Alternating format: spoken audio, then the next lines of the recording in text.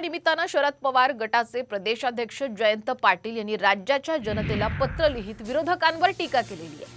आज तत्वांची तडजोड करत नीतिमत्तेची चाळण करणारे समाजविधी विचार डोकं वर काढत असल्याचा आरोप सुद्धा त्यांनी केलेला आहे। त्यामुळे लोकशाहीची गुढी सदैव उंच राहील याची प्रतिज्ञा करूयात असं आवाहन सुद्धा जयंत पाटील यांनी जनतेला केलंय।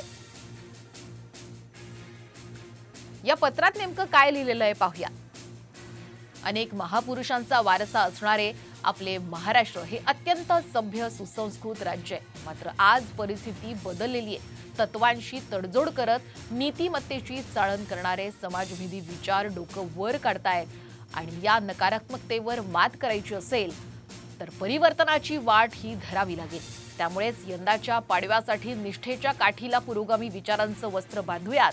तत्व नीतिमत्ता यांची हार फुलं चढवूयात।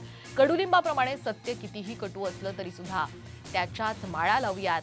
महाराष्ट्राच्या अस्मितेचा लखलखीत कलश त्यावर ठेवून लोकशाहीची गुढी सदैव उंच राहील याची प्रतिज्ञा करूयात असं जयंत पाटील यांनी जनतेला आवाहन करत पत्र लिहिलंय।